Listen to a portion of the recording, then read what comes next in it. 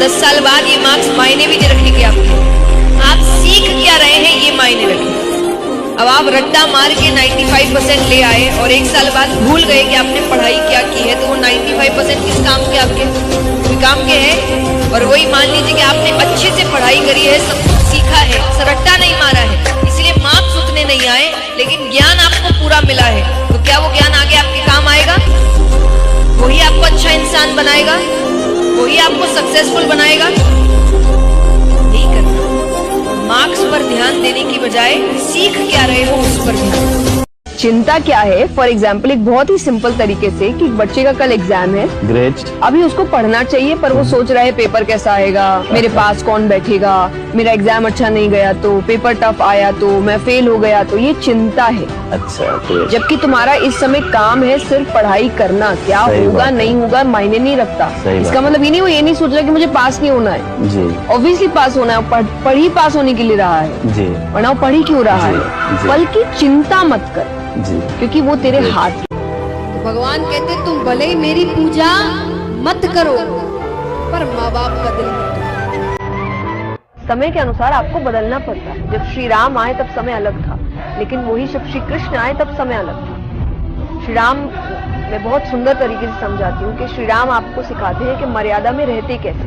उस वक्त जरूरी यही था कि मर्यादा में रहना सिखाया जाए, कि मर्यादा में रहते कैसे। और श्री कृष्ण आपको सिखाते हैं कि मर्यादा में रखते कैसे, कि रहकर बहुत समझा दिया, अब तुम नहीं समझ रहे, अब मैं तुमको रखना समझाता। तो तुम अच्छे तो मैं अच्छा, तुम बुरे तो मैं बुरा। याद रखिएगा कि धनुष को जितना खींचा जाता है ना, वो तीर उतना आगे जाता है। इसलिए यदि हमको कोई सता रहा है, अगर परिस्थितियां हमें खींच रही है, तो याद रखिएगा हम बहुत आगे जाएंगे। संघर्ष पिताजी से सीखिए, संघर्ष पिताजी से सीखिए और संस्कार माँ से सीखिए, बाकी तो दुनिया सिखा ही देगी। इस सुंदरता के पीछे मत भागो। जो व्यक्ति सिर्फ सुंदरता के पीछे जाता है वो अमृत छोड़ देता है। अमृत यानी गुण, तो गुणों के पीछे दौड़ो। सुंदरता ज्यादा समय तक काम नहीं आती, गुण काम आते हैं। तुम समय को बर्बाद करोगी तो एक दिन आएगा जब समय तुम्हें बर्बाद कर देगा। ये समय का खेल है। तो मुझे हमेशा से ऐसा लगता है कि समय बहुत मायने रखता है। Time is money, time is valuable. ये घूम के नहीं आता, बाकी सब चीज घूम के आ सकती है पर ये समय कभी घूम के नहीं आता। लाइफ में आप सब याद रखिएगा, खास दोस्त को भी राज का बात नहीं बताइए, क्योंकि उस खास दोस्त का भी कोई ना कोई खास दोस्त होता है। उगते सूरज को सब सलाम करते हैं और इसका कारण है कि जब सूरज उगता है तो वो रोशनी बिखेरता है। जब तक आप दुनिया में कुछ कंट्रीब्यूट नहीं करेंगे, दुनिया आपको सलाम नहीं करेगी।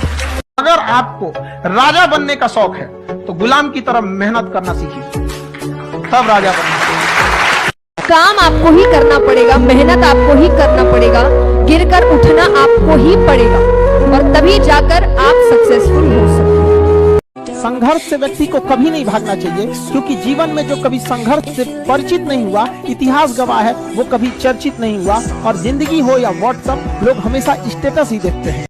फ्यूचर को इम्प्रूव करने का सबसे प्यारा तरीका है पास्ट की एनालिसिस और प्रेजेंट में वर्क।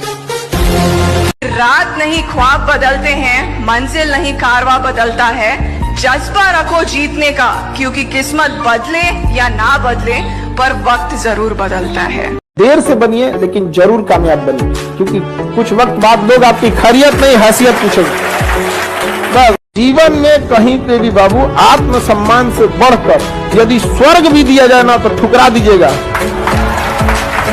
हमारी बात मानो, 4 बजे उठ करके शौच स्नान करके यदि 20 मिनट व्यायाम करोगे रोज, तो आप देखोगे वरदान की तरह काम करेगा।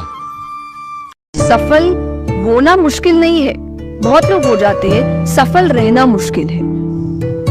आप एक पीक पॉइंट पे आ सकते हो, लेकिन आप फिर नीचे चले जाओगे अगर आपने उस प्लेस को नहीं संभाल के रखा। तो आपको प्लेस संभालने की जरूरत है। एक दिन पढ़ाई ना करने का नुकसान आप जानते हो। आप जिस एग्जाम की तैयारी कर रहे हो उसमें आप ही जैसे, आप ही की जितनी काबिलियत वाले लाखों स्टूडेंट तैयारी कर रहे हैं। एक ना दिन जो है पढ़ाई करने का मतलब यह है कि हजारों स्टूडेंट आपसे आगे निकल गए। जो डेली बढ़ेगा, एक भी बिना दिन ब्रेक किए हुए। क्योंकि जो कंसिस्टेंसी के साथ पढ़ाई करेगा, डेली के डेली पढ़ाई करेगा, वही सिलेक्शन का स्वाद चखेगा और वही आखिरी इंस्पेक्टर बनेगा।